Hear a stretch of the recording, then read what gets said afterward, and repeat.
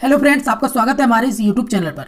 दोस्तों, आज मैं आपको बताऊंगा कि पेपर सेकंड के 19वां चैप्टर और 20 चैप्टर। ठीक है दोस्तों, आज हम इस पेपर को खत्म करेंगे और दोस्तों हमारा इस पेपर का एग्जाम 9 तारीख को है। तो दोस्तों उससे पहले मैं आपको 2-3 ऐसी सीरीज करा दूंगा जिससे आपके पेपर में लगभग 40% वहां से फंस जाए। ठीक है दोस्तों, 3 से 4 वीडियो होंगे। 3 से 4 वीडियो में अगर आपके 40 नंबर आ जाते हैं तो क्या बुरा है। ठीक है दोस्तों, तो दोस्तों इसी के साथ हम आज के इस वीडियो को शुरू करते हैं। शुरू करने से पहले आपसे हमारी रिक्वेस्ट है कि अगर आप चैनल पर नए हैं तो चैनल को सब्सक्राइब कर लें, साथ में बेल आइकन को प्रेस कर लें।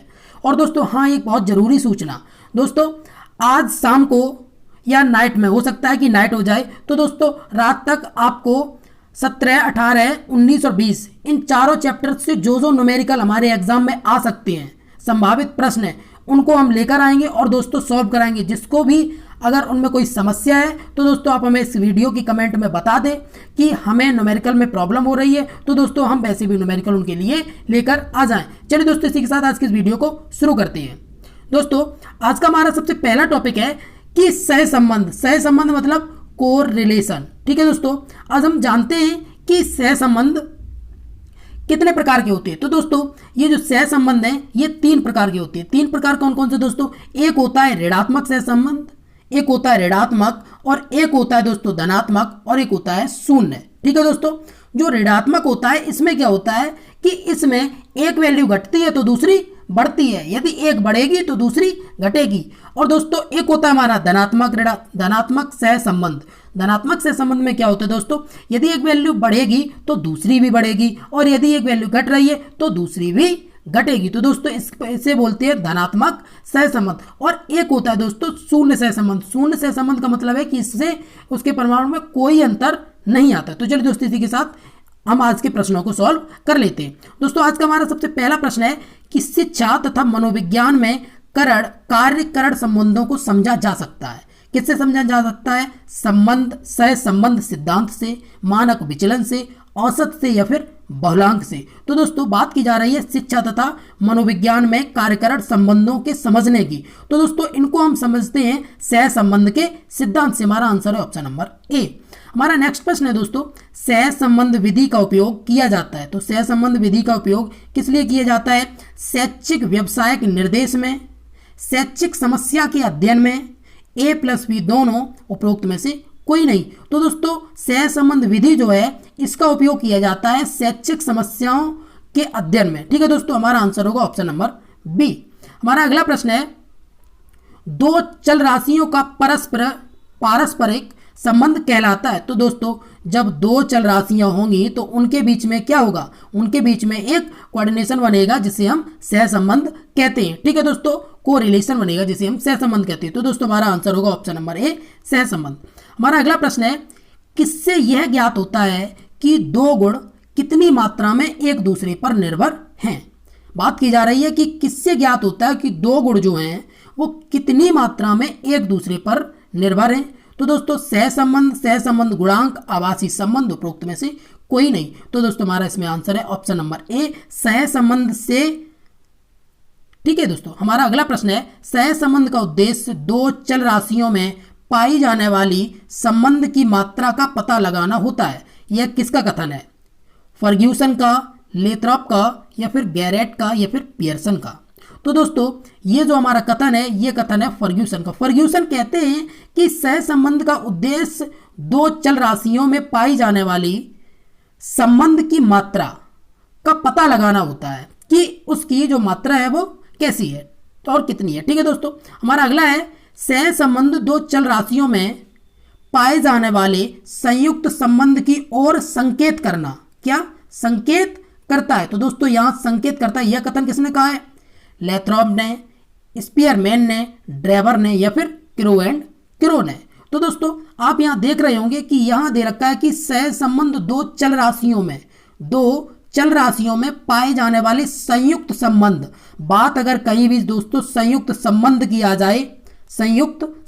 आ जाए तो दोस्तों संयुक्त संबंध वाला जो कथन होगा, और संयुक्त संबंध क्या करे? संकेत करे। क्या करे दोस्तों? संकेत करे। अगर संकेत करे तो ये कथन हमारा दिया था लेथरॉप ने। ठीक है दोस्तों, हमारा आंसर है ऑप्शन नंबर ए।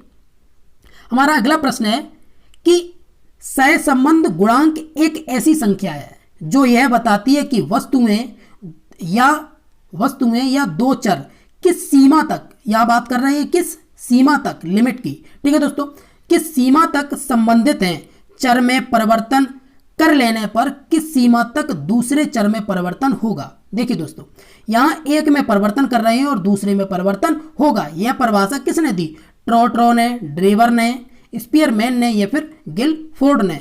दोस्तों आपको इसको रिलेट करना है कि यहां बात कर रहे हैं कि सहसंबंध एक ऐसी संख्या है, क्या है, एक संख्या, एक नंबर है कि जो वस्तुएं या दो चर किस सीमा तक संबंधित हैं, दो वस्तुएं या दो चर किस सीमा तक संबंधित हैं, तो चर में अगर हम परिवर्तन कर लेने पर किस सीमा तक दूसरे चर में, बात की जा रही है दोनों में सीमा की। दोस्तों जहां बात सीमा की आ जाए तो आपको उसमें करना है कि यह कथन कहा है गिलफोर्ड ने, ठीक है दोस्तों, हमारा आंसर है ऑप्शन नंबर डी। हमारा अगला प्रश्न है, यदि दो चरों के बीच सहसंबंध गुणांक का मान ज्ञात हो, ठीक है दोस्तों, और उसमें से एक चर राशि का मूल्य, किसका, एक चर राशि का मूल्य मालूम हो, तो दूसरी चर राशि के विषय में भविष्यवाणी की जा सकती है। ठीक है दोस्तों, इसको भी हम अच्छे से रिलेट करेंगे कि दो चरों के बीच सहसंबंध का गुणांक मान ज्ञात हो, उसमें एक चर राशि का मूल्य मालूम हो, तो हम दूसरी चर राशि के विषय में भविष्यवाणी कर सकते हैं। ठीक है दोस्तों, की जा सकती है। तो यह कथन हमारा किसने कहा, जेपी डेसी ने, लेथरॉप ने, गैरेट ने या फिर पियर्सन ने। तो दोस्तों हमारा यह कथन कहा था ऑप्शन नंबर ए, जेपी डेसी को का। ठीक है दोस्तों, हमारा अगला है, यदि एक चर राशि में वृद्धि करने पर, यदि एक चर राशि में वृद्धि करने पर दूसरी चर राशि में वृद्धि होती है तो यह किस प्रकार का संबंध होगा, तो यह किस प्रकार का संबंध होगा, सह संबंध, अनुलोम संबंध, विलोम संबंध, अनुपाती संबंध। तो दोस्तों ये होगा हमारा सह संबंध। अब बात की जा रही है, हम इसी में आपको दूसरा भी प्रश्न करा देते हैं। देखिए दोस्तों, एक चर राशि में वृद्धि करने पर दूसरी चर राशि में अगर वृद्धि हो रही है तो दोस्तों हमारा ये सह संबंध तो है, लेकिन ये कौन सा सह संबंध है, तो दोस्तों ये धनात्मक सह संबंध है। कौन सा है ये, धनात्मक सह संबंध है। ठीक है दोस्तों, कि यदि एक में वृद्धि करेंगे तो दूसरे में वृद्धि होगी, अगर एक में घटा होगा तो दूसरी भी घट जाएगी। ठीक है दोस्तों, हमारा अगला है, यदि एक चर को घटा देने से दूसरी चर राशि भी घट जाती है तो दोनों के बीच संबंध होगा। तो दोस्तों ये तो पता है कि ये सह संबंध है। अब ये कौन सा सह संबंध है, बात कर रहे हैं यहाँ की, अगर हम एक को घटाएंगे तो दूसरी भी घट जाएगी। इसमें था कि एक को बढ़ाएंगे तो दूसरी बढ़ जाएगी। तो दोस्तों ये भी धनात्मक था और ये भी हमारा धनात्मक सह संबंध होगा। तो दोस्तों हमारा आंसर होगा ऑप्शन नंबर बी, धनात्मक सह संबंध। ओके दोस्तों, हमारा अगला प्रश्न है, सह संबंध दो चरों में पाए जाने वाले संयुक्त संबंध की ओर संकेत करता है। देखिए दोस्तों, सह संबंध दो चरों में पाए जाने वाले संयुक्त संबंध की ओर संकेत करता है। यह कथन किसने कहा, तो दोस्तों यह कथन किसने कहा, हमारा लिंडक्विस्ट ने, हीथ ने, लेथरॉप ने या फिर गैरेट ने। तो दोस्तों हमारा आंसर है ऑप्शन नंबर सी, ये बात कही थी हमारी लेथरॉप ने। ठीक है दोस्तों, हमारा अगला प्रश्न है, हमारा अगला है कि तर्कयुक्त समानता विधि संबंधित है तर्कयुक्त विश्वसनीयता से, वैधता से, मानकों से, उपयुक्त में से कोई नहीं। तो दोस्तों बात की जा रही है यहाँ तर्कयुक्त समानता विधि। जो तो तर्कयुक्त समानता विधि है ये दोस्तों हमारी मानकों से संबंधित है। ऑप्शन नंबर सी होगा हमारा इसमें, मानकों से। हमारा अगला है कि वह कसौटी पर आधारित कितनी प्रकार की वैधता है, वह कसौटी पर आधारित कितनी प्रकार की वैधता है, 4 प्रकार, 5 प्रकार, 3 प्रकार, उपयुक्त में से कोई नहीं। तो दोस्तों हमारा इसमें आंसर है ऑप्शन नंबर 3, ये 3 प्रकार की वैधता है। ठीक है दोस्तों, हमारा अगला है, विश्वसनीयता गुणांक को प्रभावित करने वाले कारक हैं आयु प्रसार मीन्स रेंज, परीक्षण की लंबाई लेंथ और अनुमान लगाना, ये सभी प्रभावित करते हैं। तो दोस्तों हमारा आंसर होगा ऑप्शन नंबर डी। हमारा अगला प्रश्न है कि क्यू का अर्थ है 25वां प्रतिशतांक, 20वां प्रतिशतांक, 30वां प्रतिशतांक या फिर 50वां प्रतिशतांक। तो दोस्तों बात कर रही है कि क्यू की, तो क्यू का जो अर्थ होता है वो दोस्तों होता है 25वां प्रतिशतांक। ठीक है दोस्तों, हमारा अगला प्रश्न है, सहसंबंध गुणांक होता है, कैसा होता है, मात्रात्मक, गुणात्मक, क्रियात्मक या फिर भावात्मक। तो दोस्तों बात की जा रही है सहसंबंध गुणांक की, तो सहसंबंध जो गुणांक है वो हमारा मात्रात्मक भी नहीं हो सकता, क्रियात्मक तो हो ही नहीं सकता और भावात्मक भी नहीं होगा। तो दोस्तों हमारा आंसर है ऑप्शन नंबर बी, ये गुणात्मक है। ठीक है दोस्तों, हमारा अगला है कि निम्नलिखित में से कौन संबंधित नहीं है? समान प्रारूप विधि, परीक्षण, पुनर्परीक्षण विधि, तर्कयुक्त समानता विधि या फिर कारक विश्लेषण विधि। तो दोस्तों हमारा इसमें आंसर है ऑप्शन नंबर डी, कारक विश्लेषण विधि। हमारा अगला प्रश्न है सहसंबंध गुणांक की निम्नतम सीमा है। तो दोस्तों बात कर रहे हैं सहसंबंध गुणांक की। तो दोस्तों सहसंबंध जो गुणांक है उसकी निम्नतम जो सीमा है वो दोस्तों हमारी है -1। ठीक है दोस्तों, हमारा आंसर होगा ऑप्शन नंबर ए। हमारा अगला प्रश्न है सहसंबंध गुणांक का महत्व है भविष्य कथन से, शैक्षिक निर्देशन से, कारक विश्लेषण से, उपयुक्त सभी। तो दोस्तों हमारा इसमें जो आंसर है वो है ऑप्शन नंबर डी, उपयुक्त सभी। सहसंबंध गुणांक का महत्व भविष्य कथन से भी है, शैक्षिक निर्देशन से भी है, कारक विश्लेषण से भी है। हमारा अगला है कि कोटि अंतर विधि किसने दी है? कोटि अंतर विधि या फिर दोस्तों क्रम अंतर विधि आखिर ये किसने दी है? तो ये दोस्तों हमारी दी है स्पीयरमैन ने। हमारा आंसर होगा ऑप्शन नंबर ए। हमारा अगला प्रश्न है कि कौन सी वैधता की आंतरिक कसौटी नहीं है? सक्रिय वैधता, अवयव वैधता, रूप वैधता या फिर अन्वय वैधता। तो दोस्तों हमारा इसमें आंसर है ऑप्शन नंबर डी, अन्वय वैधता ये आंतरिक कसौटी नहीं है। ठीक है दोस्तों, हमारा अगला है किसी परीक्षण की कारक वैधता का अर्थ इस परीक्षण तथा अन्य परीक्षणों के समूह या व्यवहार के अन्य समान अवयवों में सहसंबंध है। ये किसने कहा?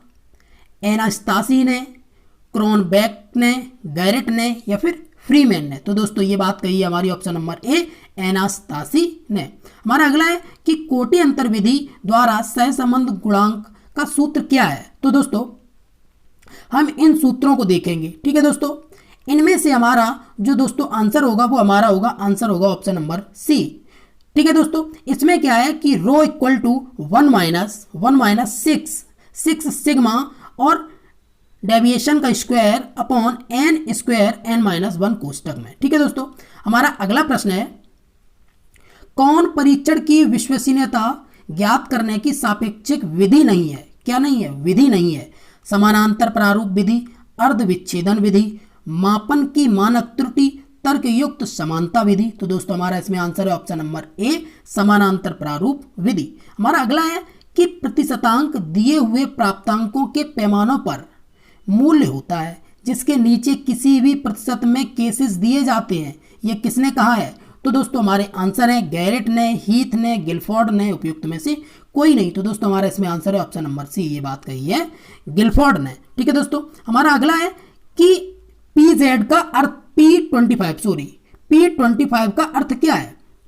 तो दोस्तों P25 का जो अर्थ है वो है नीचे के 25% अंक।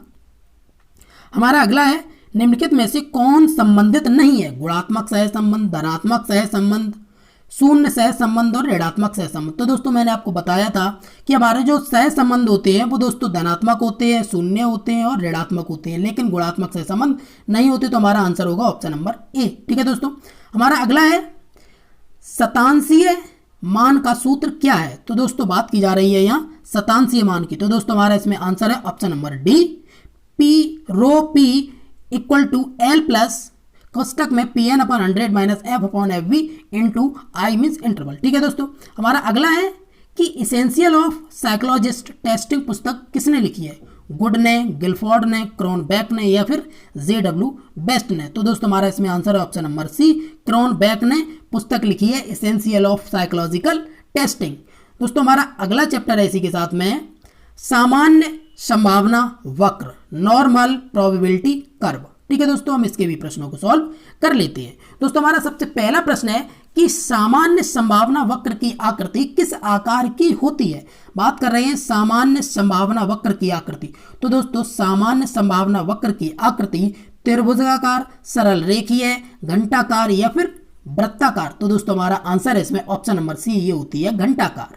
ठीक है दोस्तों, हमारा अगला है कि सामान्य संभावना वक्र के लिए माध्य इक्वल टू माध्यिका नॉट इक्वल टू बहुलक। तो दोस्तों ये नहीं हो सकता। माध्य नॉट इक्वल टू माध्यिका इक्वल टू बहुलक। तो दोस्तों ये भी नहीं हो सकता।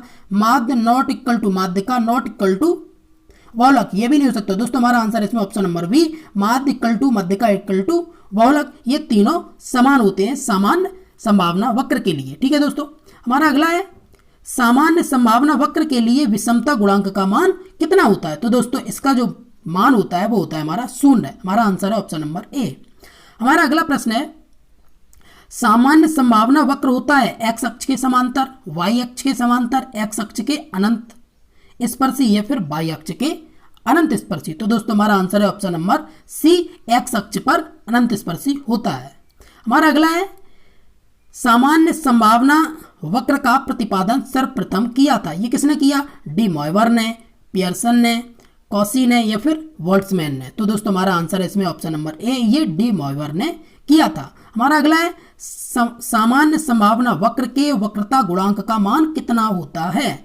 26.3, 2.63, 0.263, इनमें से कोई नहीं। तो दोस्तों हमारा आंसर है ऑप्शन नंबर सी, 0.263 इसका मान होता है। हमारा अगला है कि सामान्यता वक्र के एम प्लस माइनस सिग्मा के अंतर्गत वितरण प्राप्तांकों का आने वाला भाग होता है 99.9936%, 99.72%, 95.44% या फिर 68.26%। तो दोस्तों हमारा आंसर है ऑप्शन नंबर डी, 68.26%। दोस्तों ये इसलिए होता है क्योंकि ये सामान्य मान का 2/3 होता है। हमारा अगला प्रश्न है सामान्य संभावना वक्र होता है एक बहुलकी, दो बहुलकी, ए बी दोनों, इनमें से कोई नहीं। तो दोस्तों जो सामान्य संभावना वक्र होता है ये एक बहुलकी होता है, ना कि दो बहुलकी। ठीक है दोस्तों, हमारा आंसर होगा ऑप्शन नंबर ए। दोस्तों इसी के साथ आज की इस वीडियो को समाप्त करते हैं और दोस्तों हमारा सेकंड जो पेपर है वो हमारा कंप्लीट हो गया है। तो दोस्तों आप इसको अच्छे से तैयार कर लें। मैं बहुत जल्दी एक अच्छी सीरीज भी लेके आने वाला हूं आपकी 75 क्वेश्चंस की। तो दोस्तों एग्जाम से पहले बहुत अच्छी तैयारी करके आप एग्जाम में जाइएगा। आपका एग्जाम 9 तारीख को है। तो चलिए दोस्तों इसी के साथ आज की इस वीडियो को खत्म करते हैं। दोस्तों आपसे हमारी रिक्वेस्ट है कि अगर आपने चैनल को सब्सक्राइब नहीं किया तो सब्सक्राइब कर दें और अगर आपको हमारी वीडियो पसंद आई है तो एक लाइक जरूर कर दें।